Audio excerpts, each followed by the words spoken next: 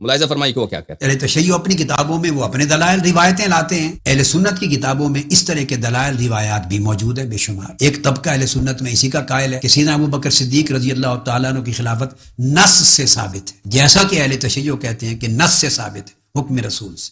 دیانتداری کی بات ہے اور اعتدال کی بات ہے اور حق کی بات یہ ہے، پوری روایات کو کھنگال کر اور جرح و تعدیل کے ساتھ ان کی اسانید کو دیکھ کر، ان روایتوں اور راویوں کی ثقاہت کو دیکھ کر اور ان سے زیادہ مضبوط اور اثبت اور اصح اسانید کے ساتھ موازنہ کر کے اس نتیجہ کے اخذ کرنے میں کوئی تامل نہیں رہتا کہ یہ دونوں انتہائیں ہیں۔ آقا علیہ الصلوۃ والسلام نے زبان مبارک سے صریحاً کسی کو بھی اپنا خلیفہ مقرر نہیں کیا اور یہ امت کے اجماع کے لیے چھوڑ دیا۔ بات آپ نے سنی عزیزو کہ یہ کہہ رہے ہیں کہ رسول پاک صلی اللہ علیہ وآلہ وسلم نے کسی کی خلافت پہ کوئی تنصیص نہیں، اور اس بات کو انہوں نے امت کے لیے چھوڑا ہے کہ وہ باخود اتفاق کر لیں، اجماع کے لیے چھوڑا ہے۔ کیا مطلب کہ امت بعد میں مجمع ہو جائیں، ایک بات پر اتفاق کر لیں۔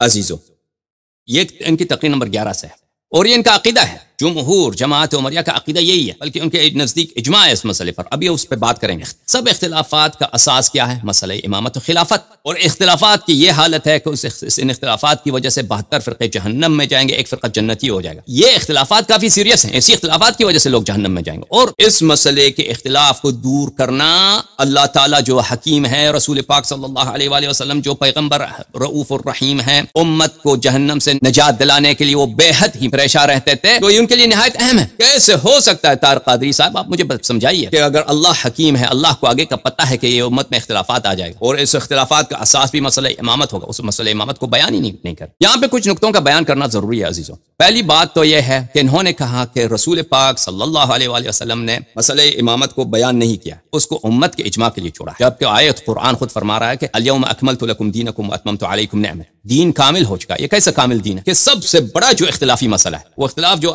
ہر زمانے میں، عبد الکریم شہرستانی کی بات آپ نے سنی کہ ہر زمانے میں جس مسئلے پہ سب سے زیادہ تلوار اٹھا ہے، مسلمانوں میں قتل و غارت ہوا ہے، وہ مسئلہ امامت و خلافت، جس کی وجہ سے سب اختلافات مسلمانوں میں پیدا ہو گئے، اس کو کیوں بیان نہیں کیا؟ اس کو بیان نہ کیا، کیسا کامل دین ہے یہ؟ دین ہے تو سب سے بڑا مسئلہ، ناقص مسئلہ تو یہی ہے۔ بہت خوبصورت مکان بنائیں، اس کا چھت نہ بنائیں، یہ کیسا مکان ہے؟ وہ کہتے ہیں مکان کامل ہو گیا، یہ بلڈنگ کامل ہے۔ بلڈنگ کامل خاک کامل ہے، اس کی بلڈنگ کی اگر چھت نہیں ہے، اس بلڈنگ میں کوئی رہ سکتا ہے؟ بارش ہو جاتی ہے، گرمی سردی سب میں، اس کے چار دیواری کا فائدہ نہیں ہے۔ تو اس مسئلے کا بیان نہ کرنا، جو آپ کے مسئلہ امامت و خلافت پہ سب سے بنیادی عقیدہ یہی ہے کہ رسول پاک صلی اللہ علیہ وآلہ وسلم نے بیان نہیں کیا ہے، یہ اللہ کی حکمت کے خلاف، قرآن میں جو کہا الیوم اکملت لکم دینکم، اس کے خلاف، اور رسول پاک صلی اللہ علیہ وآلہ وسلم کے حکمت اور ان کے امت کے لیے مہربانی اور امت کی ہدایت کے لیے یہ بہت بڑا طعن ہے، یہ ہو ہی نہیں سکتا۔ دوسرا مسئلہ جو یہ کہہ رہے ہیں کہ امت کے اجماع کے لیے چھوڑا ہے، یہ کہاں سے کہہ رہے ہیں؟ اس کی حدیث دکھائیں۔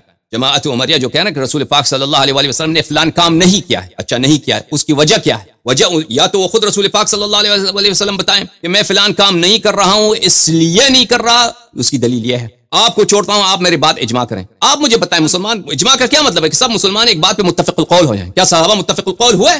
کسی بات پہ متفق القول ہوئے؟ ابو بکر کے خلافت پہ اختلاف رہا، سعد بن عبادہ کو قتل کیا، خالد بن ولید نے وہ مشہور کرا دی کہ جن نے اس کو تیر سے مارا ہے۔ آپ نے تاریخ میں کہیں سنا ہے کسی کو جن نے تیر سے مارا؟ علی الاقل معروف مشہور ہے کہ سعد بن عبادہ نے بیعت نہیں کیا ہے، اور خالد بن ولید نے مارا بھی نہ ہو، اجماع حاصل نہیں ہوا۔ اہل بیت طاہرین علیہم الصلوۃ والسلام نے ابو بکر کی خلافت کو نہیں مانا، بات آئے گا انشاءاللہ ثابت کریں گے۔ شیعہ ابھی تک نہیں مانتے ابو بکر کی خلافت کو، یہ عالم اسلام کا ایک سب سے بڑا فرقہ جو جماعت عمریہ کے بعد ہے وہ شیعہ ہے، شیعہ نہیں مانتے۔ تو ہمیشہ مسئلہ امامت و خلافت پہ اختلاف رہا ہے۔ یہ کیسے رسول پاک صلی اللہ علیہ وآلہ وسلم اس بات کو اس لیے چھوڑتے ہیں اجماع کے لیے کہ بعد میں تم اتفاق کر لو؟ پہلی بات تو یہ۔ دوسری بات یہ ہے کہ آپ یہ کہاں سے کہہ رہے ہیں؟ انسان کوئی کام نہیں کرتا، اس کی نیت اس کے دل میں ہوتا ہے، وہ خود بیان کریں یا اللہ تعالیٰ قرآن میں بیان کرے تو بات ہے، وہ حدیث دکھائیں کہ رسول پاک صلی اللہ علیہ وآلہ وسلم نے کہاں پہ بیان کیا ہے کہ میں اس لیے خلیفہ نہیں بنا کے چھوڑتا کہ تم بعد میں کیا کرو، تم اب اتفاق کرو۔ یہ کوئی حدیث ہے ہی نہیں، اس نے اپنے سے بنا لیا ہے، کیونکہ اتنا بڑا نقص ہے رسول پاک صلی اللہ علیہ وآلہ وسلم میں علیاذ باللہ کہ سب سے بڑا جو اہم مسئلہ ہے ان کو پتہ بھی ہے کہ میں دنیا سے جا رہا ہوں، اس کے باوجود وہ بیان نہ کریں۔ لیکن ان کے پاس ایک ضعیف حدیث ہے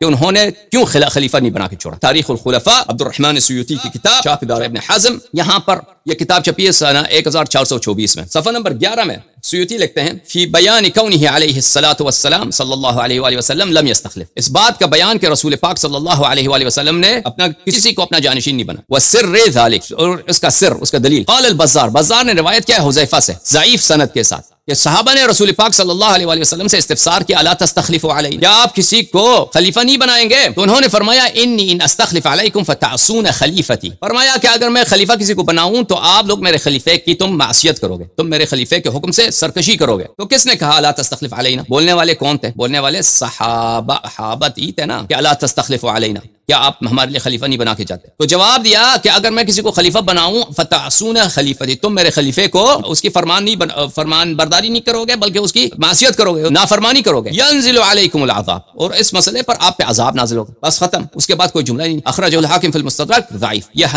حدیث ضعیف ہے، ایک ضعیف حدیث ہے، اس میں وجہ نہیں ہے کہ میں خلیفہ نہیں بنا رہا ہوں، آپ کے اجماع پہ چھوڑ رہا ہوں۔ اس میں یہ کہ اگر میں خلیفہ کسی کو بناؤں تو تم لوگ اس کی معصیت کرو گے تو تم پہ عذاب آئے گا، تو میں کسی کو خلیفہ نہیں بناتا۔ دیکھو عزیزو، جماعت عمریہ کا کیا عقیدہ؟ کہتے ہیں کہ اگر رسول پاک صلی اللہ علیہ وآلہ وسلم سیدنا علی کرم اللہ وجہہ الکریم سلام اللہ علیہ کو خلیفہ بنا کر جاتے تو سب صحابہ، یہ ہو سکتا ہے کہ صحابہ نہیں مانتے۔ تم نے خود حدیث نقل کیا ہے کہ اگر میں خلیفہ کسی کو بنا کے جاؤں تو تم اس کی معصیت کرو گے۔ اگر یہ حدیث صحیح ہے، تمہارے پاس ایک ہی حدیث ہے کہ رسول پاک صلی اللہ علیہ وآلہ وسلم کسی کو خلیفہ نہیں بنا کے جا رہے، اور اس میں وجہ یہ بتایا گیا ہے کہ صحابہ جو ہے تمرد کریں گے، اتنی تمرد کریں گے کہ ان پہ عذاب نازل ہوگا، اس لیے انہیں نہیں بنا کے چھوڑ رہے۔ عزیزو، تو ان کے پاس کوئی صحیح حدیث نہیں ہے کہ رسول پاک صلی اللہ علیہ وآلہ وسلم کس لیے، اتنا اہم مسئلہ، کسی کو اپنا جانشین نہیں بنا کر جا رہے ہیں۔